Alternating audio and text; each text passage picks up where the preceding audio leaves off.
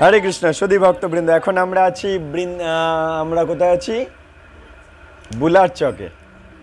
এই বুলার চক নামমঠ্য সাপ্তাহিক নামমঠ্য প্রতি সপ্তাহে মঙ্গলবার বৈকালিক নামমঠ্যে আমরা বসি। তো আজ আমাদের খুব ইচ্ছা হচ্ছে, শ্রীল প্রভুপাদ বৃন্দাবনে ভজন বলে একটা কবিতা লিখেছিলেন, সেই কবিতাটা আমরা আস্বাদন করব। ঠিক আছে? যেটা প্রভুপাদ বৃন্দাবনে যখন তার স্ত্রী, পুত্র, পরিবার, ব্যবসা বাণিজ্য সব কিছু খোয়া গেছে কৃষ্ণ ভাবনা প্রচার করবার জন্য, গীতার তাৎপর্য লেখার জন্য, শ্রীমদ্ ভাগবতমের তাৎপর্য রচনা করবার জন্য অধিক সময় তার গুরুদেবের আদেশ মাথায় নিয়ে যখন গ্রন্থ রচনার কাজ করছে, তখন ব্যবসা বাণিজ্য বেশি টাইম দিতে পারছে না, স্ত্রী, পুত্র, পরিবারকে বেশি টাইম দিতে পারছে না, আত্মীয় পরিজন সবাই তাকে ছেড়ে চলে যাচ্ছে। তখন শ্রীল প্রভুপাদ বৃন্দাবনে রাধা দামোদর মন্দিরে বসে যে ভজনটা লিখেছিল, সেই ভজনটা থেকে আমরা বিরাট বড় শিক্ষা পেতে চলেছি। আসুন আমরা সেই ভজনে মন দেব। ঠিক আছে? প্রভুপাদ কি বলছে? বৃন্দাবন ধামে আমি বসে আছি একা, এ ভাবনা মধ্যে মধ্যে দেয় মোড়ে দেখা। কিছু ভাবনা প্রভুপাদের হৃদয়ে মাঝে মাঝে ভেসে উঠছে, সেই ভাবনাগুলো লিখছে। শোনো কি ভাবনা। আছে মোর স্ত্রী, পুত্র, কন্যা, নাতি সব, কিন্তু অর্থ নাই বলি বিফল বৈভব। ওই সমস্ত বৈভব বিফল হয়ে গেছে, আমার অর্থ নেই বলে। প্রকৃতির নগ্ন রূপ দেখালে শ্রীকৃষ্ণ, তব কৃপা বলে আজ হয়েছি বিতৃষ্ণ। প্রকৃতির যে প্রকৃতর যে সত্য, যে কেউ কারো নয়, এই নগ্ন সত্যটা হে কৃষ্ণ তুমি দয়া করে দেখালে আমাকে, এবং তব কৃপা বলে আজ হয়েছি বিতৃষ্ণ। তোমার কৃপা হে কৃষ্ণ, তোমার কৃপায় আমি এই সমস্ত জিনিসের প্রতি বিতৃষ্ণ হয়ে গেছি। লোক তো আসক্তি থাকে এগুলোর প্রতি, আর কৃষ্ণের দয়া এগুলোর প্রতি আমার বিতৃষ্ণা জেগেছে। যস্যাহমনুগৃহ্যামি হরিষ্যে তদ্ধনং শূন্যৈ, কৃপাময়ের এই কৃপা বুঝিলাম কই। অর্থহীন দেখি মোড়ে ছেড়েছে সবাই, অর্থ নেই বলে, যে ও অর্থহীন, ওর কাছে গিয়ে আর থেকে কি হবে, বরঞ্চ আমরা আমাদের পথ দেখে নিই, যার কাছে গেলে অর্থ পাবো। অর্থহীন দেখি মোড়ে ছেড়েছে সবাই, কুটুম্ব, আত্মীয় আর বন্ধুজন ভাই সবাই ছেড়ে দিয়েছে। দুঃখ হয় হাসি পাই, একাই বসে হাসি। ওই মন্দিরে, বৃন্দাবনের একটা মন্দির, দুঃখ হচ্ছে আবার হাসি পাচ্ছে প্রকৃতির নগ্ন রূপ দেখে। একা বসে হাসি, মায়ার সংসার এই, কাকে ভালোবাসি। কোথা গেল মাতা পিতা? হ্যাঁ, যে ছোটবেলায় আমি মাতা পিতাকে এত ভালোবাসতাম, সেই মাতা পিতা আজ আমার পাশে নেই কেন? আর স্নেহময় যারা আমাকে এত স্নেহ করতো, তারা কোথায় গেল? কোথা গেল জ্যেষ্ঠ আর স্বজন আদি হয়, যারা স্বজন, আত্মীয় স্বজন বলতাম, জ্যেষ্ঠ বড় আমার উপরে যারা ছিল, তারা কোথায় গেল? আজ আমি একা কেন? আচ্ছা, তাদের খবর কে বা দেবে মোড়ে বলো? তারা কোথায় চলে গেছে? তাদের খবরটা কে দেবে আমাকে? আমরা কি আর তাদের খবর পাই? যারা আমার উপরে ছিল, যাদের আশ্রয়ে আমরা ছিলাম, আমরা যত বড় হই দেখি তারা চলে গেছে আমাদের ছেড়ে। তাদের খবর আর কে দেবে আমাদেরকে? কেউ দিতে পারছে না। নামে মাত্র তাদের সংসার রয়ে গেল, নাম মাত্র তাদের সংসার, কিন্তু তারা আর নেই। আচ্ছা, সমুদ্রের ফেনা যেন ক্ষণে সৃষ্টি ক্ষণে লয়। সমুদ্রে ফেনা তৈরি হয় আবার ধ্বংস হয়ে যায়, তৈরি হয় ধ্বংস হয়ে যায়, তৈরি হয় ধ্বংস হয়ে যায়। আচ্ছা, তাই প্রভুপাদ সেখান থেকে শিক্ষা দিচ্ছে, মায়ার সংসারে খেলা সেইভাবেই হয়। মায়ার এই সংসারে এইভাবেই খেলা হয়। হ্যাঁ, কিছু সময় আমরা একে অপরের পাশে থাকি, আবার সময় আসলে আমরা দূরে চলে যাই। ফেনা তৈরি হয়, ফেনা ভেঙে যায়। কেহ নহে পিতামাতা আত্মীয় স্বজন। এই পিতামাতা বা আত্মীয় স্বজন আসলে কেউ কারো নয়, সবাই ফেনার মতো থাকে অল্পক্ষণ। বলছে না, মাঝে মাঝে এইসব ভাবনা আমায় উকি মারে। কবিতার মাধ্যমে সেই ভাবনাগুলো লিখছে, প্রকৃতির ভাবনা। জড় জগতের সত্য, সংসার তার সত্য বলছে। সমুদ্রের ফেনা যেমন সমুদ্রে মিশিয়ে যায়, পঞ্চভূতের দেহ তথা হয়ে যায় লয়। এই পঞ্চভূতের দেহ সৃষ্টি হয়েছে, আবার ধ্বংস হয়ে যাবে, ওই ফেনার মতো তৈরি হয়ে যাবে, নষ্ট হয়ে যাবে। কত দেহ এইভাবে ধরয়ে শরীরই, মানে আত্মা এরকম কত দেহ ধরছে, অনিত্য শরীরে মাত্র আত্মীয় তাহারি। এই অনিত্য শরীরের সাথেই আত্মীয়তা তৈরি হচ্ছে কয়েকটা বছরের জন্য মাত্র। আত্মীয় সবাই ভাই আত্মার সম্বন্ধে, আত্মীয়তা নাহি হয় মায়াময় গন্ধে। কি বলছে? খুব গুরুত্বপূর্ণ কথা, এবার ধীরে ধীরে কঠিনের দিকে যাবে। আত্মীয় সবাই ভাই বলছে, আত্মীয় সবাই ভাই আত্মার সম্বন্ধে, আত্মার সাথে আত্মার যে সম্বন্ধ, আমি একটা আত্মা, উনি একটা আত্মা, উনি একটা আত্মা, উনি একটা আত্মা, সবাই আত্মা। আত্মার সম্বন্ধ ওই গোড়া কৃষ্ণের সাথে, এটা অরিজিনাল সম্বন্ধ আত্মার। কৃষ্ণ পিতা, আমরা সবাই আত্মা বা সবাই কৃষ্ণের সন্তান, তাই সবাই ভাই বোন আসল ঘরের দৃষ্টিকোণে। আত্মীয় সবাই ভাই আত্মার সম্বন্ধে, দেহের সম্বন্ধে আত্মীয় নই, কিন্তু দেহের সম্বন্ধে আত্মীয়টা নকল, আত্মার সম্বন্ধে যে কৃষ্ণের সাথে আত্মীয়তা, এটা আসল। আত্মীয়তা নাহি হয় মায়াময় গন্ধে। এই মায়ার শরীর দিয়ে যে আত্মীয়তা, এটা প্রকৃত আত্মীয়তা নয়। আচ্ছা, সকলের আত্মা যিনি স্বয়ং ভগবান, তাহার সম্বন্ধে বিশ্বে সবাই সমান।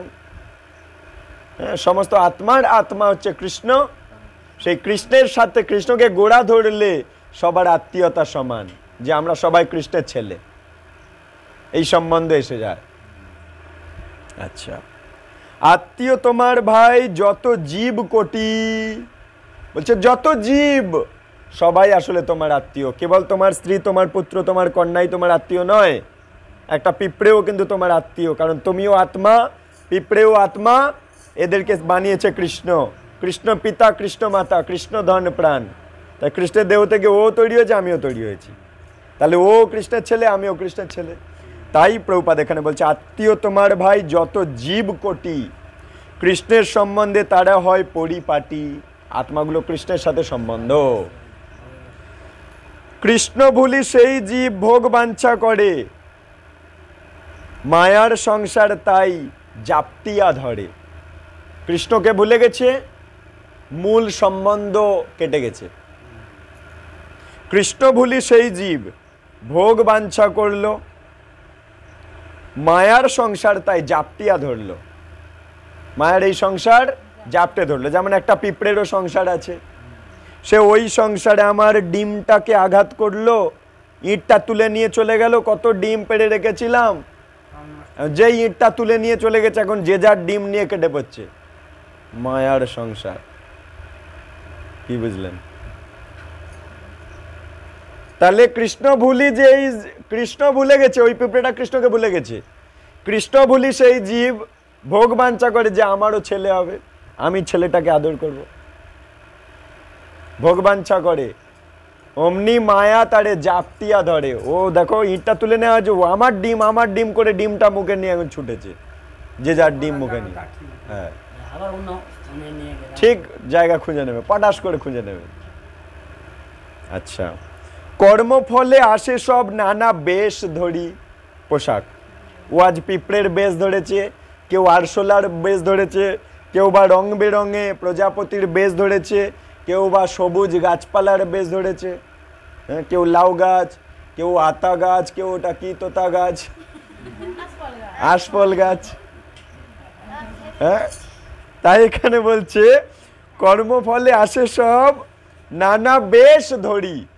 হ্যাঁ, ইনি আজ এইরকম একটা বেশ ধরেছে, আমি আজ এরকম একটা বেশ ধরেছি, ওই মা ওই রকম একটা বেশ ধরেছে। কর্মফলে আসে সব নানা বেশ ধরি, বেশেতে মজিয়া থাকে ভুলিয়া শ্রীহরি। এই বেশ, এই পোশাকেই মজে আছে, ভুলিয়া শ্রীহরি, ভুলিয়া তোমারে সংসারে আসিয়া পেয়ে নানাবিধ ব্যথা। তোমার চরণে পড়িয়াছি নাথ, বলিব দুঃখের কথা। আমরা এই সংসারে কৃষ্ণকে ভুলে এখানে আটকে গেছি, আর নানা রকম মায়ার লাথি খেয়ে আজ গোপীনাথের কাছে গিয়ে বলছি, হে গোপীনাথ মম নিবেদন শোনো। এখন আমার নিবেদনটা শোনো, আমি অনেক লাথি ঝাঁটা খেয়ে তোমার কাছে এসেছি। ফুটবল দেখেছেন? ফুটবল এই বর্ষাকালে ছেলেরা খেলে, গোলগুলোয় কত লাথি মেরে গোলে দিয়েছিস। তাহলে এর কাছে ওর কাছে লাথি খেয়ে আমরা গোপীনাথের কাছে আসি। গোপীনাথ তুমি তো সবই জানো, তুমি তো পারাবার, তুমি তো পারাপার করার কান্ডারি। গোপীনাথের কাছে, রাধা গোপীনাথের কাছে এসে আমরা প্রার্থনা জানাই, মম নিবেদন শোনো। আচ্ছা, বেশেতে মজিয়া থাকে ভুলিয়া শ্রীহরি, অতএব মায়া তারে দেয় বহু দুঃখ। তুই কেন কৃষ্ণকে ভুলেছিস? এখন ফুটবলের মতো লাথি খা, এর কাছে ওর কাছে তার কাছে। কেন কৃষ্ণকে ভুলেছিস? সেই তোর পরম বন্ধু, তাকে ভুলে গেলি কেন? তাই বলছে, অতএব মায়া তারে দেয় দুঃখ, দুঃখে হাবুডুবু তবু না তাহে মানে সুখ। দুঃখে হাবুডুবু খাচ্ছে, তবু মনে করছে ওটাই সুখ। এই জড়জগতে যারা কৃষ্ণ জ্ঞান নেই, সেই সমস্ত গৃহের সদস্যরা তাদের অন্য সদস্যের থেকে লাথি খায়। যেমন একজন বয়স্ক পিতা বা বয়স্ক মাতা সারাটা জীবন সংসার ঠেলেছে, ঠেলে আজ তার শরীর জরাজীর্ণ, যা খায় হজম করতে পারে না, চোখে দেখতে পারে না, কানে শুনতে পারে না, যে যা পারছে বলছে। বুড়ো হয়েছ, কানে শুনতে পাচ্ছ না, চোখে দেখতে পাচ্ছ না, ওই দিচ্ছে ওটা খেয়ে নাও, শুকনো রুটি দিয়ে দিচ্ছে। তাহলে বাড়িতে কুকুরের মতো থাকে, কুকুরের মতো রেখে দেয়, কিন্তু তবুও তাদের আঁকুড় পাকুড় করে ধরার চেষ্টা করে। আমার নাতি, আমার পুত্রী, আমার স্ত্রী, আমার পুত্র, আমার কন্যা। এই তাই বলছে, দুঃখে হাবুডুবু তবু তাহে মানে সুখ, ওটাই তাদের কাছে সুখ। এত লাথি ঝাঁটা খাচ্ছে, তবু বলছে নাতনির বিয়েটা হয়ে গেলে দেখে তবে যেন মরতে পারি। চিররোগী দুঃখ ভোগী শয্যাতে শুইয়া, বিছানায় শুয়ে আছে রোগী হয়ে, চিররোগী হয়ে, দুঃখ ভোগ করছে শয্যাতে শুয়ে। ভালো আছি আজ কহে হাসিয়া হাসিয়া। নাতি জিজ্ঞাসা করছে, ঠাকুর দাদা আজ তুমি কেমন আছো? ঠাকুর দাদা বলছে, নাতি ভাই, দাদু ভাই, আজ খুব ভালো আছি। কিন্তু দেখা যাচ্ছে এদিকে আইসিইউতে নাকে অক্সিজেন দেওয়া, মায়া ওইরকম বলাচ্ছে। ভালো আছি আজ কহে হাসিয়া হাসিয়া, হাসি পায় তার ভালো থাকার কথায়। প্রভুপাদ বলছে হাসি পায় তার ভালো থাকার কথায়। ও কি আসলে ভালো আছে? এত এত তাহলে ট্যাবলেট খাচ্ছে কেন যদি ভালো আছে? আচ্ছা, মায়াবদ্ধ জীবের ভালো এইভাবে হয়। কত প্ল্যান করে তারা ভালো থাকিবারে, ভালো থাকবার জন্য কত এলআইসি করে, করে না?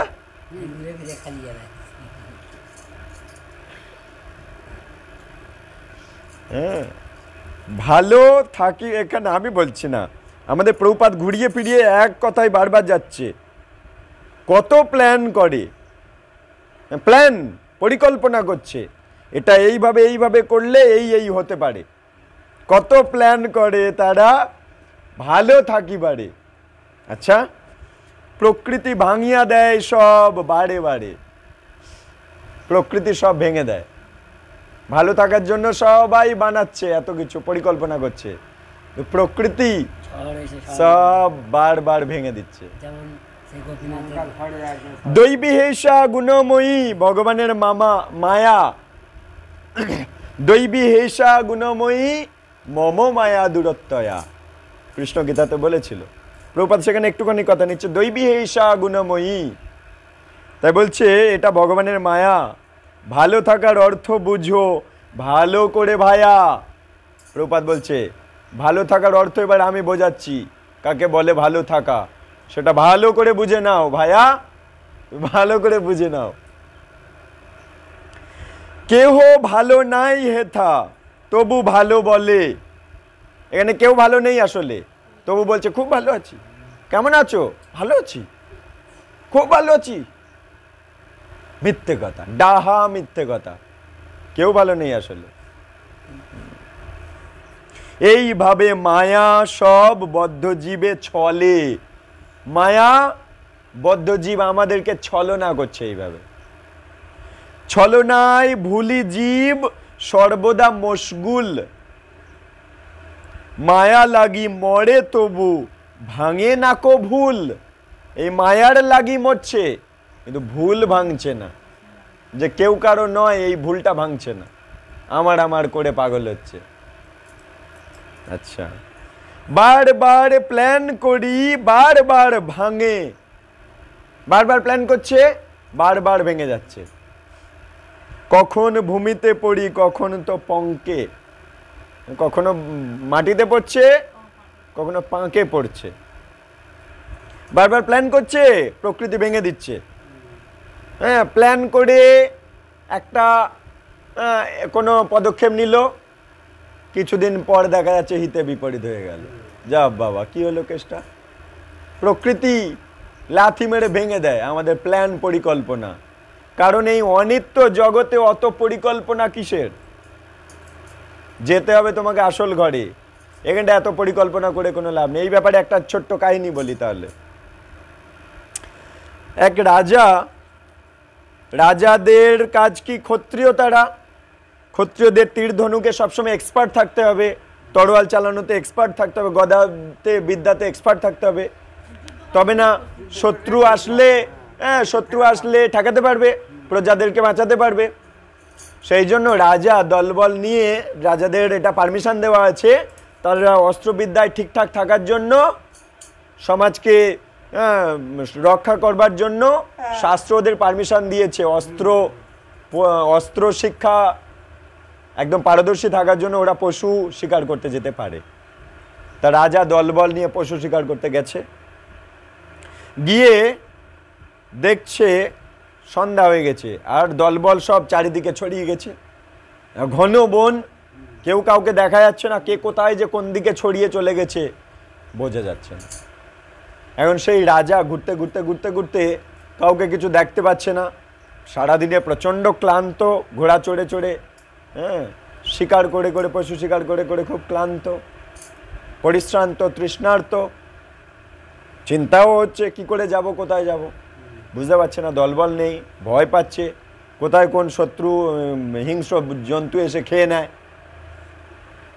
এমত অবস্থায় খুঁজতে খুঁজতে একটা আশ্রম দেখতে পেয়েছে। আশ্রমটা কেমন? খড় দিয়ে পাতার কুটির, চারিধারে তালপাতা দেওয়া। সেই আশ্রমের মধ্যে গেছে, গিয়ে দেখছে একটা সাধু আছে, একটা ভক্ত, কৃষ্ণ ভক্ত সাধু। বানপ্রস্থিরা আগে ওইরকম ভাবে থাকতো না, বনে বনে চলে যেত, ভগবানের উপরে শরণাগত হয়ে জীবন কাটাতো, ভগবান তাদেরকে রক্ষা করতো, ভগবানের উপর শরণাগতি বিশ্বাস যাতে বাড়ানো যায়। তা ওই রকম কুটিরে, টেম্পোরারি কুটিরে এক সাধু ভগবানের জপ করছে, হরে কৃষ্ণ কৃষ্ণ কৃষ্ণ হরে হরে, হরে রাম রাম রাম হরে হরে। তা জপ করছে। রাজা গিয়ে দেখছে, রাজা গেছে দেখছে উনি জপ করছে, গিয়ে দেখে রাজা অবাক, ঘরে কিচ্ছু নেই, শুধু বসে জপ করে তার একটা কুশাসন, হ্যাঁ, আর ওই মাটিতে পেতে ঘুমায় একটা কুশের মাদুর, একটুখানি জল কলসিতে, মাটির কলসিতে একটুখানি জল, হ্যাঁ, আর ওই খাবার জন্য একটুখানি চাল বিক্রি করে টোরে এনে রেখেছে, ফলমূল, ওই আর কিচ্ছু নেই, মাথার বালিশও নেই। তা রাজামশাই গেছে, তাকে বসতে দিয়েছে, জল দিয়েছে, রাজামশাই বিশ্রাম নিচ্ছে। রাজামশাইয়ের খুব কৌতূহল, প্রশ্ন করছে, সাধু মহাত্মা আপনার এই কটা জিনিসে কি করে চলে? আমার তো রাজপ্রাসাদে কত জিনিস আমার ব্যবহারের জন্য লাগে, অত জিনিস। আপনিও মানুষ, আমিও মানুষ। আপনার ব্যবহারের জন্য এই দুটো চারটে জিনিস, আর আমার ব্যবহারের জন্য অত জিনিস। একটা রাজপ্রাসাদে কত আরামকে দ্বারা জিনিস আছে সব। আপনিও মানুষ, আমিও মানুষ। আমার তো খুব প্রশ্ন হচ্ছে, কি করে চলে আপনার আর জিনিসপত্র লাগে না? তা সাধু তখন বলছে, শিক্ষা দিচ্ছে, রাজামশাই, আপনি রাজপ্রাসাদ ছেড়ে বনে এসেছেন, তা সেই সব জিনিসপত্র আনেননি কেন? হ্যাঁ, কেন আনেননি সব জিনিসপত্র? রাজামশাই বলছে, আমি তো জানি বনে কিছুক্ষণের জন্য যাচ্ছি, আবার যেখানকার লোক সেখানে ফিরে যাব, তাই বেশি কিছু আনিনি। তাহলে রাজা তখন সাধু মহাশয় বলছে, তোমার কথার মধ্যেই তোমার উত্তর আছে। আমিও জানি যে আমার আসল ঘর ভগবত ধাম, এখানে আমি বেশি দিন থাকবো না। আপনি যেমন রাজপ্রাসাদ থেকে এখানে এসেছেন, বেশিক্ষণ থাকবেন না, আবার বাড়ি ফিরে যাবেন, তাই বেশি কিছু দরকার নেই এই বনে, তাই বেশি কিছু আনেননি। একইভাবে আমিও জানি আমার আসল ঘর ভগবত ধাম, আমি এখানে বেশি দিন থাকবো না, আমি ফেরত চলে যাব। আর ফেরত চলে যাওয়ার জন্য কি করতে হয় তা আমি জানি, আমি সেটাই করছি। আর এই দেহটাকে বাঁচিয়ে রাখার জন্য অন্ন জল যেটুকুনি দরকার সেইটুকানি আছে, কিন্তু মূল যেটা করার আমি করছি, বাড়ি ফেরত চলে যাব, তাই এখানটায় বেশি আয়োজন আমি করিনি। তখন রাজা বুঝতে পারলো যে হ্যাঁ, সত্যিই তো আমি তাহলে, আমারও তো তাহলে আসল ঘর ভগবত ধাম, কিন্তু আমি তো সেখানে চলে যাওয়ার জন্য কিছুই করছি না। ইনি একটা বনে থাকে একটা সাধু ব্যক্তি, সে যদি এত বুদ্ধিমান হয়, আর আমি রাজা সবার লিডার হয়ে মূর্খ, তো তাহলে আমি এই অনিত্য জগতে এত আরামায়েশ করছি, বাড়ি ফিরবো কবে? জন্ম মৃত্যু বার্ধক্য রোগ আমি ভুগছি, আর ও বেটা চলে যাবে আর আমি পড়ে থাকবো। তাহলে আমাকে ওর পথ অবলম্বন করতে হবে। ওই একটা লেকচারেই রাজা ভক্ত হয়ে গেছে। রাজা সব কিছু ছেড়ে ছুড়ে দিয়ে তার ছেলের উপর দায়িত্ব দিয়ে বলছে, বাবা আমার অনেক দিন আমি রাজ্য সামলেছি, এবার তুমি সামলাও, তোমারও বয়স হলে তুমি চলে আসবে বনে, তুমিও চলে যাওয়ার জন্য চেষ্টা করো। বানপ্রস্থ। বোঝা গেল? তাই কৃষ্ণ এখানে বলছে, বারবার প্রভুপাদ বলছে, বারবার প্ল্যান করি, বারবার ভাঙে, কখন ভূমিতে পড়ি, কখন তো পঙ্কে। এইরূপ ব্রহ্মাণ্ড ভরি জীব করয়ে ভ্রমণ, এ ব্রহ্মাণ্ডে জীব ভ্রমণ করছে, গুরু কৃষ্ণ কৃপায় পায় ভক্তি নিত্য ধন। ব্যাংকের ব্যালেন্স নিত্য ধন নয়, অনিত্য ধন, কিন্তু হৃদয়ে কৃষ্ণ ভক্তি নিত্য ধন। ওটা কেউ কেড়ে নিতে পারবে না। হ্যাঁ, ব্যাংকে সারা জীবন খাটাখাটনি করে এত টাকা পয়সা রাখলাম, একটুখানি সই মেলেনে বলে ব্যাংকের ম্যানেজার বলে টাকা দেব না। কিরে ভাই, সই মেলেনি বলে ব্যাংকের ম্যানেজার বলছে টাকা দেওয়া যাবে না? ও তোমার টাকাটা এখন আমাদের ব্যাংকেই থাকবে, টাকা দেওয়া যাবে না, ও আমরা সুদে খাটাবো, তোমায় দেবো না, বলছে না? সই মেলেনে বলে, আরে ভাই আমি তো ইনকাম করে রেখেছি, আমার টাকা আমাকে দিচ্ছে না। আমি মরে গেলাম, মরে গিয়ে মনে করো আমি টিকটিকি হলাম, তা ব্যাংকের ম্যানেজার যদি এত ভালো ব্যক্তি হতো, তাহলে আমার 2 কোটি টাকা ব্যাংকে আছে, এখন ওই ব্যাংকের ম্যানেজার খোঁজ লাগায় না কেন যে ওই ব্যক্তিটা মরে ভূত হলো না টিকটিকি হলো, না দেখা যাচ্ছে টিকটিক টিকটিক করছে ঘরে, তাহলে ওকে দেখানো দিল না? টিকটিকির নামে কেন ব্যাংক ব্যালেন্স খুলে ওই 2 কোটি টাকাটা ট্রান্সফার করে দিল না ব্যাংকের ম্যানেজার? ওই তো টিকটিকি। ও তো একদিন কেউ না কেউ ছিল, টাকা জমিয়েছিল তো। ও তো আগের জন্মে যদি পিঁপড়েও থাকে অনেক চিনি জমিয়েছিল তো, তা সেই চিনিটা এখন অন্য হয় কেন? ভালো করে বোঝো। তাহলে এটাকে বলে অনিত্য ধন। ও যে আগের জন্মে পিঁপড়ে থেকে এত পোকামাকড় জন্মেছিল, জমিয়েছিল, বয়ে বয়ে নিয়ে গিয়ে এত আরশোলার বডিগুলো জমিয়েছিল খাবে বলে, তা একটা লোক এসে পিঁপড়ের পা দিয়ে মেরে দিল, দিতে এখন টিকটিকি হয়েছে, টিকটিক করছে, তা ওর সেই আরশোলার দেহগুলো কোথায়? ওগুলো তো ওর ধন সম্পদ। কে কার সম্পদ? কেউ কারো সম্পদ নয়। তাই ওটা হচ্ছে অনিত্য ধন। কিন্তু হৃদয়ে যদি ভক্তি বাড়ায়, কেউ কোনো ব্যাংকের ম্যানেজারেরও ক্ষমতা নেই ওই ভক্তি কেড়ে নেবে, ওটাকে বলে নিত্য ধন। তাই প্রভুপাদ এখানে বলছে, হ্যাঁ, গুরু কৃষ্ণ কৃপায়, গুরু কৃষ্ণের কৃপায় পায় ভক্তি নিত্য ধন। এইভাবে নিত্য ধন অনিত্য ধন বুঝেছিলেন? হ্যাঁ, হয়তো প্রভু বুঝেছিল নিত্য ধন আর অনিত্য ধন। সেই ধন মিলে যদি আর ধন ছাড়ে, নিত্য ধন যদি কারো হৃদয়ে পায়, সে অনিত্য ধন বুঝতে পেরে যাবে, ওসব অনিত্যের পিছনে আর দৌড়াবে না। সেই ধন মিলে যদি আর ধন ছাড়ে, অনায়াসে চলে যায় সংসারের পারে। কোথায় কোথায়? স্বর্গে চলে যাবে বলতে, স্বর্গটা কোথায়? এই সেরেছে। গোলক আর স্বর্গ নাকি গোলকে? গোলকটা হচ্ছে এই জড় জগৎ। গোলক, গোলকটা এই জড় জগৎ।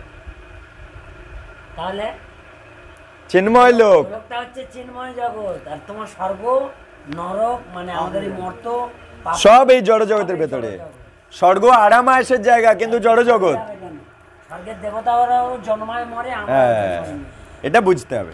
তাই বলছে সেই ধন মানে নিত্য ভক্তি ধন, সেই ধন মিলে যদি আর ধন ছাড়ে, অনায়াসে চলে যায় সংসারের পারে। অনিত্য ধন যদি ছেড়ে দিয়ে আমরা নিত্য ধন ভক্তির পিছনে ছুটবো, তাহলে অনায়াসে চলে যাব সংসারের ওপারে। ভব পারে আছে চিদ বৈচিত্র্য অপার।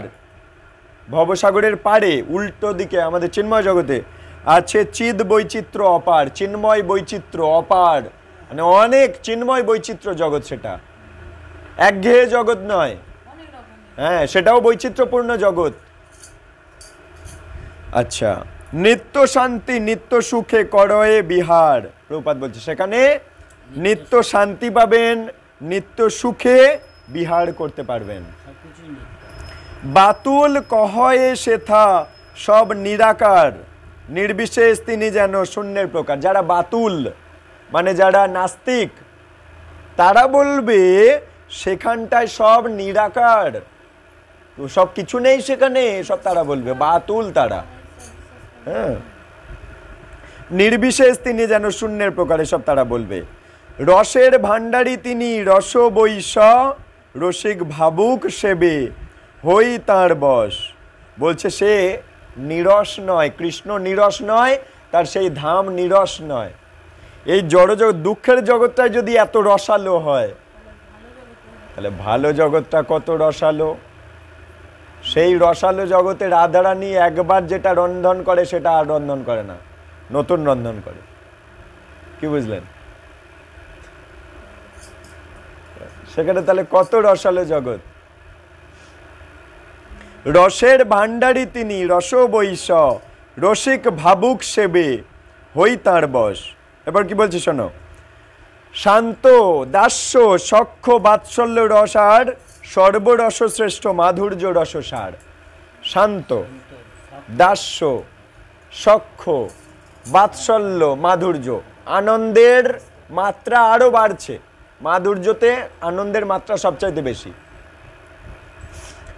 চিদ জগতে রস সব হয় উপাদেয়। বলছে চিন্ময় রস মানে আনন্দ, চিন্ময় জগতের আনন্দ উপাদেয় মানে খুবই উৎকৃষ্ট ব্যাপার। এখানে তোমার পায়েস খেতে ভালো লাগে, পরমান্ন, তা তোমাকে এক বাটি পায়েস দেওয়া হলো, পরমান্ন প্রসাদ পেলে। আবার এক বাটি দেওয়া হলো, ভালো লাগে, তা দেওয়া হচ্ছে, খাও। দু বাটি খেলে, তারপর আরো দেওয়া হচ্ছে, খাও, কত খাবে। শেষ পর্যন্ত উপাদেয় আর থাকবে না। ওই পরমান্ন এত ভালো লাগছিল, কিন্তু আর এবারে খেলে বমি হয়ে যাবে। কিন্তু সেখানকার সবকিছু উপাদেয়। চিদ জগতে রস সব হয় উপাদেয়, মায়াতে তার ছায়া মাত্র কিন্তু সব হেয়। সেই উপাদেয় জিনিসের ছায়া এখানে। অরিজিনাল নারকেল গাছে নারকেল ফলে, ডাব পেড়ে তুমি খেতে পারবে, কিন্তু যেখানে ছায়া পড়েছে নারকেল গাছে সেখানে ও ডাব দেখা যাচ্ছে, তা পেড়ে খেতে গেলে ডুবে মরতে হবে। জলের মাঝে দেখা যাচ্ছে না। বোঝা যাচ্ছে? ঠিক তেমনি হ্যাঁ, এই জগতে যে আনন্দের পিছনে আমরা ছুটছি তার পিছনে রোগ ধাবমান। জড় জগতে কেউ অত্যন্ত কামুক, খুব যৌন সুখের পিছনে ছুটছে, এক সময় সে রোগী হয়ে যাবে। যে যত বড় ভোগী সে তত বড় রোগী। কারণ ভোগের পিছনে আপনি ছুটবেন, ভোগের পিছনে, আর আপনার পিছনে ছুটবে রোগ, যে কখন ওকে ধরবো। ও যত ভোগ করবে রোগ বলবে আমি তত ওকে ছবল মারবো। বুঝেছে? এটা এই জগতের নগ্ন সত্য। যে যত বেশি থামস আপ খাচ্ছে, কোল্ড ড্রিঙ্কস খাচ্ছে, খুব ভালো লাগছে, তত শরীরটা রোগাক্রান্ত হয়ে যাচ্ছে। যে যত বেশি ফাস্ট ফুড খাচ্ছে, খুব ভালো লাগছে, বিরিয়ানি থেকে শুরু করে যত যত ফাস্ট ফুড সন্ধ্যাবেলায় গিয়ে একদম পেট মোটা করে খেয়ে আসছে, দুদিন পর দেখা গেল তার শরীরে তোমার থাইরয়েড, সুগার সব একদম চাগাড় দিয়ে ধরেছে। যত ভোগ তত রোগ, এবং যত ওই আজে বাজে জিনিস খাবে তার গায়ে থেকে তত গন্ধ বেরোবে।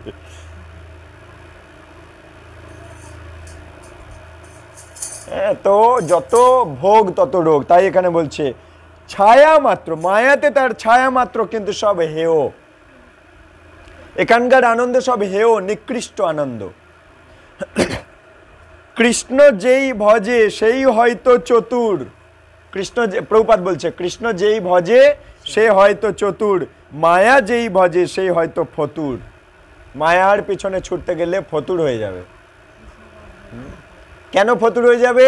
কারণ সে খুব ভোগের পিছনে ছুটছিল, এক সময় এত বড় রোগী হয়ে যাবে, সে পুরো ফতুর হয়ে যাবে।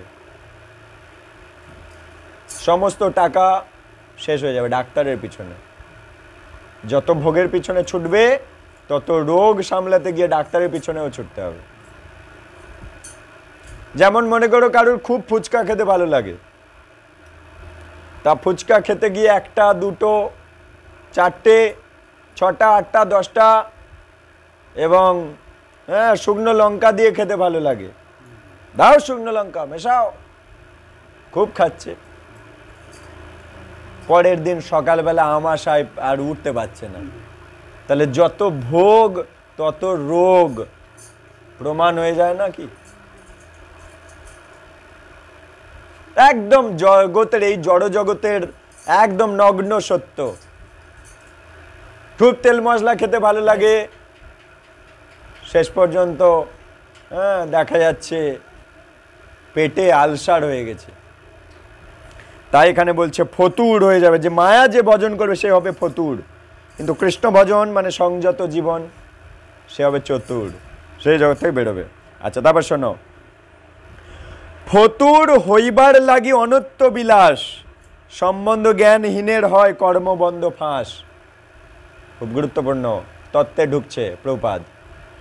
বলছে ফতুর হইবার লাগি অনিত্য বিলাস, বিলাস বহুল এই জীবন কাটাতে গিয়ে, অনিত্যের পেছনে ছুটতে গিয়ে ফতুর হওয়ার জন্য ছুটছে, ফতুর হওয়ার জন্য ছুটছে। খুব গরমে ঠান্ডা ভাল লাগছে, এসি লাগিয়েছে, তাই এসির পিছনে টাকা গেল, এসির বিল মেটাতে টাকা গেল, আর সর্দি কাশি ভটভটানি ছাড়াতে গিয়েও টাকা গেল। যা বাবা, টাকা চলে গেল, 3 জায়গা টাকা গেল। কি বুঝলেন? তাই এখানে বলছে ফতুর হইবার লাগি অনিত্য বিলাস, এই বিলাসের পিছনে ছুটতে গিয়ে ফতুর হয়ে যাচ্ছে। ফতুর হইবার লাগি অনিত্য বিলাস, সম্বন্ধ জ্ঞানহীনের হয় কর্মবন্ধ ফাঁস। যার সম্বন্ধ নেই কৃষ্ণের সাথে আমার সম্বন্ধ, আমাকে বাড়ি ফিরতে হবে, সেইখানটায় অত কিছু আয়োজন করে কি লাভ? সব কিছু আয়োজন কৃষ্ণকে খুশি করার জন্য করতে হবে, তাহলে ঠিক আছে। নতুবা ওই কর্মচক্রে নিজের জন্য করলে কর্মচক্রে ফেঁসে যাবে, কর্ম বন্ধ হয়, ফাঁস। অর্জুন এবার বলছে অর্জুন করে যুদ্ধ আর দুর্যোধন করে। অর্জুন আর দুর্যোধন দুজনাই যুদ্ধ করছে, ভালো কথা। অর্জুন যুদ্ধ করছে, দুর্যোধন যুদ্ধ করছে। অর্জুন ভক্ত শ্রেষ্ঠ, দুর্যোধন মরে। কে কৃষ্ণকে নিয়ে জীবন কাটালো? অর্জুন। আর কে কৃষ্ণকে না নিয়ে জীবন কাটালো? তাই প্রভুপাদ বলছে যে অর্জুন করে যুদ্ধ আর দুর্যোধন করে। অর্জুন ভক্ত শ্রেষ্ঠ হয়ে গেল, দুর্যোধন মরে। বোঝা যাচ্ছে? কৃষ্ণ কেন্দ্রিক জীবন যাপন করতে হবে। এবার বলছে অর্জুন ভক্ত শ্রেষ্ঠ, আচ্ছা দুর্যোধন মরে। এক যুদ্ধক্ষেত্রে দুই প্রিয় অপ্রিয় হয়, তাহলে একজন কৃষ্ণের প্রিয় হয়ে গেল, দুজনাই যুদ্ধ করলো, কিন্তু একজন যুদ্ধ করে কৃষ্ণের কাছে প্রিয় হয়ে গেল, একজন যুদ্ধ করে কৃষ্ণের কাছে অপ্রিয় হয়ে গেল। এই হচ্ছে প্রভুপাদ। চোখের অজ্ঞান ছানি একেবারে সব অপারেশন করে দেবে। আমাদের অজ্ঞানতার ছানি, কাঁচি, ব্লেড, এইসব দিয়ে প্রভুপাদ একদম। যে জেগে ঘুমায় তার জাগানো যাবে না, যত কেটে দিলেও তো শুয়ে চুপ থাকবে, তাই নাকি? কিছু কিছু মানে ধরা দিচ্ছে না, জালে ধরা দিচ্ছে না, সেরকম কিছু থেকে থাকে আবার। শোনো, বুদ্ধিমান লোক যেই বুঝিতে পারে সম্বন্ধ, বলছে এক যুদ্ধক্ষেত্রে দুই প্রিয় অপ্রিয় হয়, বুদ্ধিমান লোক যেই বুঝিতে পারে, যে বুদ্ধিমান সে বুঝতে পারে। দেখো একই জিনিস, হ্যাঁ, একটা আমাদের দৈনন্দিন জীবনের যুদ্ধক্ষেত্রে আসি এবারে। কারণ আমরা তো আর অর্জুন দুর্যোধন নই যে কুরুক্ষেত্রে গিয়ে যুদ্ধ করে কৃষ্ণের কাছে প্রিয় অপ্রিয় হব লাটালাটি করে, তা না। আমরা গৃহযুদ্ধে আছি। তাহলে গৃহযুদ্ধে একই যুদ্ধ করছে, মনে করো কোনো মা রাধা গোপীনাথকে ভোগ লাগানোর জন্য রান্না বসিয়েছে, কাঠের জাল দিচ্ছে, ঘুন পোকা মরছে, কাঠের ভেতরে ঘুন পোকা আছে, আগুনে পুড়ে মরছে, কিন্তু সে ওই অন্নটা নিয়ে গোবিন্দকে ভোগ লাগালো, ভক্তির সাথে গোবিন্দকে ভোগ লাগালো, কিন্তু হত্যা করে গোবিন্দের কাছে গেছে। কিন্তু করেছে কেন? কৃষ্ণকে ভোগ লাগাবো বলে। সে হয়ে গেল প্রিয়। গীতাতে কৃষ্ণ বলছে ভক্তরা সমস্ত পাপ থেকে মুক্ত হয়, কারণ যজ্ঞের অবশিষ্ট অন্ন তারা গ্রহণ করে। সে হয়ে গেল প্রিয়, সেই হত্যা করেই ভগবানের কাছে গেছে, সে হয়ে গেল প্রিয়। আর সেই আরেকটা পাশের ঘরে সে কিনা ওই কাঠের জালে রান্না করলো, ঘুন পোকা মারলো, হত্যাকারী, এখন সেই হত্যার অন্ন নিজে খাচ্ছে। সে হয়ে গেল কৃষ্ণের কাছে চোর। কৃষ্ণ বলছে না গীতার 3:13-তে, গোবিন্দ বলছে যে অন্ন ভোগ লাগিয়ে খায় না, সে চোর। তাহলে সেই একই যুদ্ধ, রন্ধন যুদ্ধ, হ্যাঁ, এটা কি দিয়ে যুদ্ধটা হলো? খুন্তি, কড়া, আগুন, এইসব দিয়ে যুদ্ধ হলো। খুন্তি দিয়ে যুদ্ধ, খুন্তি হলো তো। কিন্তু সেই যুদ্ধে একজন কৃষ্ণের কাছে প্রিয় হয়ে গেল, একজন অপ্রিয় হয়ে গেল। বুদ্ধিমান যে সে বুঝতে পারে। তা আচ্ছা, সম্বন্ধ জানিয়া যে বা জীবন যুদ্ধ করে। এ বলছে কৃষ্ণের সাথে আমার সম্বন্ধ বুঝে গেলাম, ও নি প্রভু আমি দাস, তাহলে তার জন্য ভোগ রান্না করো। সম্বন্ধ জানিয়া যে বা জীবন যুদ্ধ করে, সেই তো বাঁচিয়া থাকে আর সব মরে। প্রভুপাদ বলছে সম্বন্ধ না জানি যে বা আন পথে ধায়। কৃষ্ণের সাথে সম্বন্ধ নেই, কৃষ্ণ ভক্ত নয়, কৃষ্ণের সাথে সম্বন্ধ জানে না, রান্না করে নিজে গপাগপ। তাই বলছে সম্বন্ধ না জানি যে বা আন পথে ধায়, কৃষ্ণ প্রীতি নাহি মিলে বৃথা জন্ম যায়। পরিষ্কার? ওকে, জাগ্রত চেতনা হচ্ছে, প্রভুপাদ চেতনা জাগ্রত করছে আমাদের। কৃষ্ণ সে সম্বন্ধ আদি ভালো করে বোঝো, সে সম্বন্ধ রাখি তুমি মায়া সাথে যুঝো। কৃষ্ণের সাথে সম্বন্ধ রেখে মায়ার এই সংসারে যুদ্ধ করো, খুন্তি দিয়ে রান্না। কৃষ্ণের সাথে সম্বন্ধ রেখে, ভুলে না গিয়ে। আচ্ছা, তাহা ছাড়ি হয় যে বা জ্ঞান কর্ম বীর। কৃষ্ণের সাথে সম্বন্ধ ভুলে গিয়ে অনেক জ্ঞানবান অনেক কর্ম ভালো কর্ম করছে, অনেক বীর মোক্ষ নাহি পায়, তারা তো অস্থির। প্রভুপাদ বলছে তাদের জীবনটা বৃথা, অস্থির, কৃষ্ণ সম্বন্ধ নেই বলে। আচ্ছা, নামে মাত্র মহাধীর, সকলে অশান্ত। দেখতে খুব ধীর স্থির যোগী, কিন্তু কৃষ্ণ ভক্ত নয়। দেখতে ধীর কিন্তু অশান্ত। ভুক্তি মুক্তি সিদ্ধিকামীর ইন্দ্রিয় অদান্ত।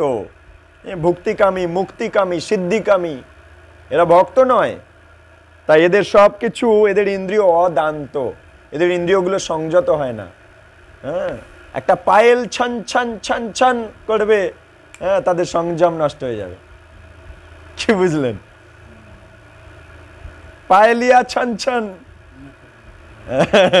অমনি কত মুনি ঋষি যোগী টলে গেছে পায়েলিয়া ছান ছান শুনে। আচ্ছা, অদান্ত ইন্দ্রিয় নহে যোগ বলে বশ। এই অদান্ত ইন্দ্রিয় যোগের দ্বারা বশ হয় না। কত মুনি যোগী সব হয়েছে বিবশ, বলছে। আচ্ছা, ঋষিকেশ সেবা বিনা ঋষিক দমন। ঋষিক মানে ইন্দ্রিয়। ঋষিকেশের সেবা বিনা, ঋষিক মানে ইন্দ্রিয়কে দমন করা যায় না। ওই পায়েলিয়া ছন ছন ছন করে দেবে। হ্যাঁ, কর্মের ফের সব ভুঞ্জায় সমন। সমন মানে যমদূত। কর্মের ফের, হ্যাঁ, ভুঞ্জয়ে, কর্মের ফেরে মানে কর্মের ফল দেবে যমরাজ, শাস্তি দেবে। যোগেতে ইন্দ্রিয় সংযম কবু নাহি হয়। হিমালয়ে গিয়ে বসে যোগ করলে, কৃষ্ণকে ভুলে গিয়ে যোগ সাধনা করলে কিচ্ছু হবে না। তাই বলছে যোগেতে ইন্দ্রিয় সংযম কবু নাহি হয়, আগম পুরাণে তাহা ভুড়ি ভুড়ি কয়। পুরাণে এরম ভুড়ি ভুড়ি উদাহরণ আছে। কত মুনি ঋষি যোগী, তারা কৃষ্ণর ভক্ত নয়, কিন্তু খুব তপস্যায় বসে গেছে। যেমন হিরণ্যকশিপুও তপস্যা করেছিল, খুব তপস্যা করেছিল, কিন্তু কৃষ্ণকে বাদ দিয়ে তপস্যা, তাই মরেছে। রাবণ খুব তপস্যা করেছে, কৃষ্ণকে বাদ দিয়ে তপস্যা, মরেছে বেটা। কংস হয়েছে ধ্বংস। আচ্ছা, এবার উদাহরণ দিচ্ছে। হ্যাঁ, যোগীর আসনে বসেছিল বিশ্বামিত্র। একটা উদাহরণ নিচ্ছে প্রভুপাদ, উদাহরণ নিচ্ছে। যোগীর আসনে বসেছিল বিশ্বামিত্র মুনি, খুব যোগ সাধনা করছে বিশ্বামিত্র। তা কি ঘটছে দেখো। জন্ম দিল শকুন্তলা সুন্দরী পবিত্র। এইভাবে যোগভ্রষ্ট জ্ঞানীর কি কথা, কর্মী সব মূঢ়জন ব্যথিত সর্বথা। ওই বিশ্বামিত্র মুনি এক সুন্দরীর কবলে পড়ে গিয়ে তার সমস্ত তপস্যা ভঙ্গ হয়ে গেল। জলের তলায় তপস্যা করছিল, হ্যাঁ, ডাঙ্গায় তপস্যা করছিল, এক পায়ে তপস্যা করছে, এক আঙ্গুলে, বুড়ো আঙ্গুলেও দাঁড়িয়ে তপস্যা করছে। পারবে তুমি? আমি ছান ছান ছান পায়েলিয়া ছান ছান ছান হয়ে গেছে সব মন মন। আচ্ছা, এইভাবে যোগ ভ্রষ্ট জ্ঞানীর কি কথা, কর্মী সব মূঢ়জন ব্যথিত সর্বথা। সমস্ত কর্মী সব মূঢ় ব্যক্তিগণ সব ব্যথিত হয়ে গেছে। এইভাবে ভগবানকে ভুলে, কৃষ্ণ ভুলি যে জীব ভগবাঞ্ছা করে অমনি মায়া তারে জাপটিয়া ধরে। মায়া ভেঙে দেবে যদি তুমি কৃষ্ণকে বাদ দিয়ে তপস্যা করো, মুনি যোগী হও কৃষ্ণকে বাদ দিয়ে, তাহলে মায়া তোমার ওই তপস্যা ভেঙে দেবে। কৃষ্ণকে এই জন্য বলছে কৃষ্ণের সংসার করো, ছাড়ি অনাচার। কৃষ্ণ যারে কৃপা করি। কোথায়, পাকিস্তানে যাবেন? কৃষ্ণ যারে কৃপা করি উপদেশ দেন। কৃষ্ণ যাকে কৃপা করে উপদেশ দেয় গুরুদেবদের মাধ্যম দিয়ে, তিনি তো অর্জুন সম ভাগ্যবান হন। অর্জুনের মতো সেও প্রিয় হয়ে যায়। কৃষ্ণ যাকে, যেমন আপনারা ভাগ্যবান, কৃষ্ণ দয়া করে আপনাদেরকে উপদেশ দিচ্ছে প্রভুপাদের মাধ্যম দিয়ে, মার্কিনে এই বৃন্দাবনে ভজন কবিতার দ্বারা। শোনো, বলছে কৃষ্ণ যারে কৃপা করি উপদেশ দেন তিনি তো অর্জুন সম ভাগ্যবান হন। আপনার সুখ লাগি যে বা যুদ্ধ করে, কৃষ্ণকে বলছে আপনার সুখ লাগি যে বা যুদ্ধ করে। এই প্রচার যুদ্ধ না? এই কৃষ্ণ ভক্ত হওয়া, কৃষ্ণের ভোগ লাগানো একটা যুদ্ধ নয় কি পরিবারের সাথে? আপনার সুখ লাগি, কৃষ্ণকে ভোগ লাগিয়ে কৃষ্ণের সুখ হবে। আপনার সুখ লাগি যে বা যুদ্ধ করে, দুর্যোধনের মতো সে সবংশেতে মরে। আপনার সুখ লাগি মানে এটা কৃষ্ণের সুখের কথা বলছেন। নিজের সুখের লাগি যে যুদ্ধ করে, দুর্যোধনের মতো সে সবংশেতে মরে। নিজের সুখের কথা চিন্তা করে রান্না করলো, পাপ গ্রাস করলো, সব অংশেতে নরকে গিয়ে মরে। কারণ ওই পাপ অন্য সবাই খাচ্ছে, সবাই মিলে দল বেঁধে নরকে যাবে। ভোগ লাগালে সেই প্রসাদ সবাই পাচ্ছে, দল বেঁধে গোলকে যাবে। তাহলে দল বেঁধে নরক, দল বেঁধে গোলক, কোনটা ভালো? গোলক। আচ্ছা, কৃষ্ণের লাগিয়া যেবা, এবার বলছে নিজের লাগি বললো, এবার বলছে কৃষ্ণের লাগি। কৃষ্ণের লাগিয়া যেবা নিত্য যুদ্ধ করে, প্রতিদিন রন্ধন করছে কৃষ্ণের ভোগ লাগাবে বলে। কৃষ্ণের লাগিয়া যেবা নিত্য যুদ্ধ করে, ঋদ্ধি সিদ্ধি জ্ঞান তার মুষ্টির ভেতরে। সমস্ত সিদ্ধি তার হাতের মুঠোয়, যে কৃষ্ণের জন্য কাজ করছে। কত লাঞ্ছনা গঞ্জনা আসবে, কিন্তু কৃষ্ণের জন্য যদি আমরা করব তাহলে আমাদের সিদ্ধি আমাদের হাতের মুঠোয়। প্রভুপাদ বলছে, খুব গোপন তত্ত্ব বলছে। এইটা আমি আলোচনা করতে গিয়ে সময়ের অভাবে আলোচনা করতে পারিনি, তাই আজ ইচ্ছা হলো এটা ভেঙে বলে দিচ্ছি। আপনারা সেই সুযোগটা লুটে পুটে নিয়ে নিলেন। গীতার উপদেশ ভাই বুঝো ভালো করি, পাইবে কৃষ্ণের কৃপা ভজিবে শ্রীহরি। সর্বগুণে সুসম্পন্ন ভক্তজন হয়, অহিংসা অক্রোধ তার কাছে কিছুই নয়। ভক্তি দ্বারে ভক্ত দ্বারে জীবে শিক্ষা দিবেন শ্রীহরি। ভক্তদের কাছে, ভক্তদের দ্বারে, ভক্তদের দরজায় জীবদের শিক্ষা দিবেন শ্রীহরি। তাহার সহায় হইল পার্থ নামধারী। সাজিল অর্জুন যেন মায়াবদ্ধ নর। অর্জুন এই মায়াবদ্ধ জীবদের লিডার, মায়াবদ্ধ নর যেন সেজেছে অর্জুন। যেন মনে হচ্ছে অর্জুন আমাদের মতো মায়াবদ্ধ জীব, মায়াবদ্ধ জীবদের হয়ে লিড করছে অর্জুন, কিন্তু অর্জুন আসলে মায়াবদ্ধ জীব নয়, কিন্তু দেখাচ্ছে যেন আমি মায়াবদ্ধ জীব। এবার গীতার কথা বলছে। হ্যাঁ, কি কার কার বিচলিত হয়ে যাচ্ছে? কে কে? কেউ নয় তো? আচ্ছা, হরি বল, আপনাদের অশেষ ধন্যবাদ। সাজিল অর্জুন যেন মায়াবদ্ধ নর, মোহিতের ন্যায় হইল পাণ্ডব সোদর। পাণ্ডবদের প্রতি, তার সমস্ত সবার প্রতি যেন মোহিত হচ্ছে, কিন্তু অর্জুন আসলে তো মুক্ত জীব, বদ্ধ জীব নয়। আচ্ছা, ওরম লীলা করে দেখাচ্ছে। আত্মীয় স্বজন হিংসা পরে রাজ্য ভোগ, ইথে কি বা সুখ পার্থ দেখাইল শোক। লীলা করছে পার্থ, অর্জুন। যে আত্মীয় স্বজনদের হিংসা করে পরে রাজ্য ভোগ করব, ইতে কিরকম সুখ? পার্থ দেখাচ্ছে শোক। সেই তো দেহাত্ম বুদ্ধি, আত্মীয় জ্ঞান করলো যে ওরা আমার দেহের সাথে সব জড়িত, ওরা আমার আত্মীয়। ওই ঢুকে গেল দেহাত্ম বুদ্ধি, আত্মা বুদ্ধি ঢুকলো না, দেহাত্ম বুদ্ধি ঢুকে গেল। আচ্ছা, সেই তো দেহাত্ম বুদ্ধি আত্মীয় জ্ঞান করে, ক্ষত্রিয় হইয়া স্নেহে যুদ্ধক্ষেত্র ছাড়ে। স্নেহের বশতে বলছে আমি যুদ্ধক্ষেত্রে ছড়ে পালাবো, ভিক্ষে করে খাবো, কিন্তু যুদ্ধ করবো না, স্নেহের বশতে। এই স্নেহ হচ্ছে মায়া, ওই যে মায়া। মোহ দেখি কৃষ্ণ তার করিল নিন্দন।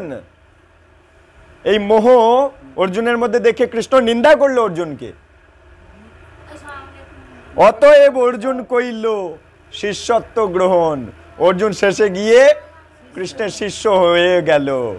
আচ্ছা, যেই মাত্র নিন্দা করেছে, বলছে কি করছো তুমি?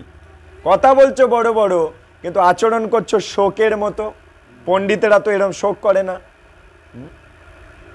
শিষ্য হইয়া করে যেই গীতার শ্রবণ, ঘুচিবে অজ্ঞান আর সংসার বন্ধন। দুটো লাভ হবে কৃষ্ণের শিষ্য হলে, অজ্ঞান চলে যাবে, সংসার বন্ধন ঘুচে যাবে। সংসারে একদম সব, আর সংসারের প্রতি থাকবে কিন্তু আসক্ত হবে না। যুক্ত বৈরাগ্য বলে এটাকে। যুক্ত আছে কিন্তু জ্ঞানের দ্বারা বৈরাগ্যও আছে, যে সবাই আসলে কৃষ্ণের, সবার আমরা কৃষ্ণ অনুশীলন করে সবাই মিলে গোলকে যাব। যুক্ত বৈরাগ্য বলে এটাকে। এদিকে যুক্ত কিন্তু ত্যাগীর মতো যুক্ত। যেমন একটা উদাহরণ দিচ্ছে শিল প্রভুপাদ, বলছে মনে করো কোনো বাবুর বাড়ি কাজ করতে গেছে কোনো মাতাজি, তো সেই বাবুর বাড়ির বাচ্চাটাকে বাবু বলেছে আমি চাকরি বাকরি যাই, তুমি গ্রাম থেকে আসো, তুমি এসে ওই বাচ্চাটাকে, আমার বাচ্চাটাকে তিলে তিলে মানুষ করো। তা এখন সেই মাতাজি হাড়ে হাড়ে জানে এই বাচ্চাটা আমার নয়, সে তিলে তিলে মানুষ করে, মাইনে নেয়, এবং তার মন কিন্তু পড়ে থাকে নিজের বাচ্চার প্রতি, এই বাচ্চার প্রতি নয়। কারণ জানি এটা আমার ডিউটি, কর্তব্য আমি করছি, কিন্তু এই বাচ্চাটা আমার নয়, ওটা বাবুর বাচ্চা। প্রভুপাদ বলছে, উদাহরণ দিচ্ছে। তাহলে ও যুক্ত আছে, মানুষ করছে কিন্তু বৈরাগ্য, মানুষ করছে ঠিকই কিন্তু আসক্ত নয়। নিজের ছেলেটাকে মানুষ করছে ঠিকই কিন্তু আসক্ত, এইটাকে বলে যুক্ত বৈরাগ্য। একইভাবে আমরা গৃহে থাকবো ঠিকই কিন্তু জানবো সবাই আমরা কৃষ্ণের, সবাইকে কৃষ্ণের কাছে যেতে হবে। তাই একে অপরের প্রতি আসক্ত হব না, একে অপরকে শেখাবো তুমিও কৃষ্ণের আমিও কৃষ্ণের, তুমি আমার নও আমি তোমার নই, তুমিও কৃষ্ণের আমিও কৃষ্ণের।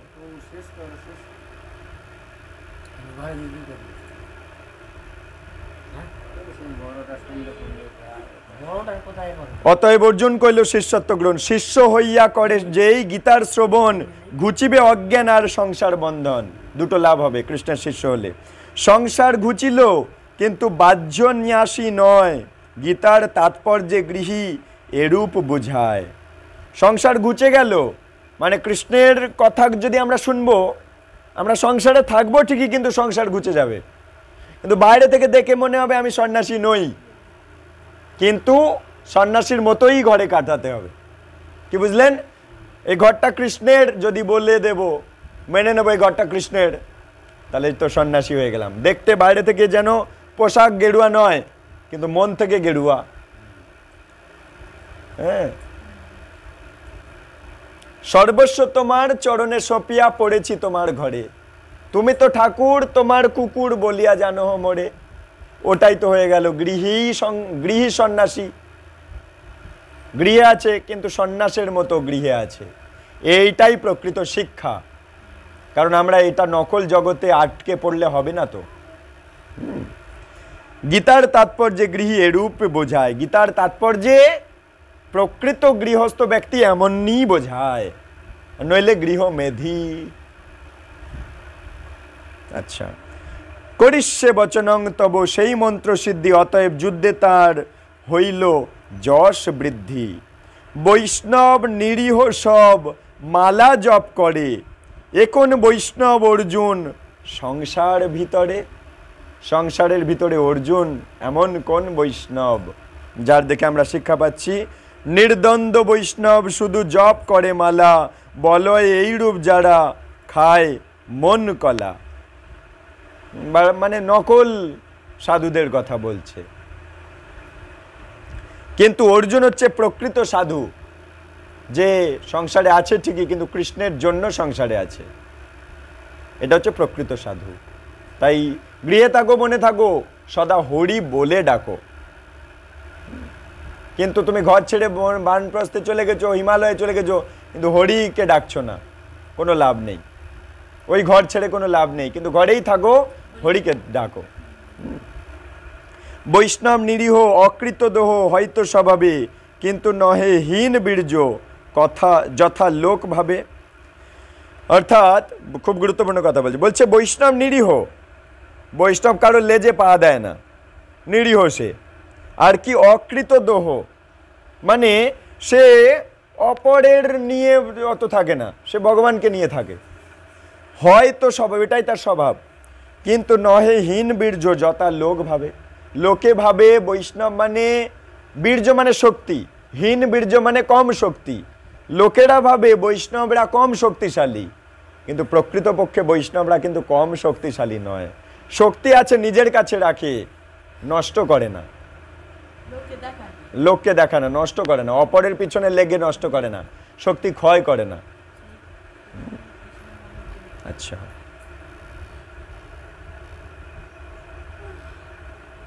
অনেক বড় কথা তো, তাই না? আর 2 পৃষ্ঠা নাকি এই পর্যন্ত রেখে দেবো? 6:29। আচ্ছা ঠিক আছে, এই পর্যন্ত থাকলো। এর পরের দিন এরপর থেকে চালু করে তারপর আবার জাগ্রত চেতনায় প্রবেশ করবো, ঠিক আছে? বৃন্দাবনে ভজন খুবই গুরুত্বপূর্ণ শিক্ষা প্রভুপাদের এই কবিতা থেকে আমরা পেতে চলেছি। গত ক্লাসেও আমি কয়েকটা শ্লোক বলার পর আমার টাইম আপ, এই ক্লাসেও আমার টাইম আপ। হরি বল। হ্যাঁ ঠিক আছে, এই পর্যন্ত আমরা বিশ্রাম দিচ্ছি। 56 মিনিটের একটা ক্লাস। আগামী ক্লাসে ঠিক এরপর থেকে আমরা শ্রবণ করব। কিছু ভুল ত্রুটি এবং এই ভেঙে আলোচনা করতে গিয়ে যদি কোনো অপরাধ করে থাকি, আপনাদের হৃদয়ে যদি ব্যথা দিয়ে থাকি, ক্ষমা করে দেবেন। হরি বল। বাঞ্ছা কল্পতরুভ্যাস্য কৃপা সিন্ধুভ্যো বচ পতিতানাং পাবনেভ্যো বৈষ্ণবেভ্যো নমো নমঃ। অনন্ত কোটি ভক্তবৃন্দ কি জয়, সমবেত ভক্তবৃন্দ কি জয়। নিতাই গৌর প্রেমানন্দ হরি হরি বল। হরি ওম তৎসৎ, হরি ওম তৎসৎ, হরি ওম তৎসৎ। গুরু গৌরাঙ্গ শ্রীল প্রভুপাদ সন্তুষ্ট হোক।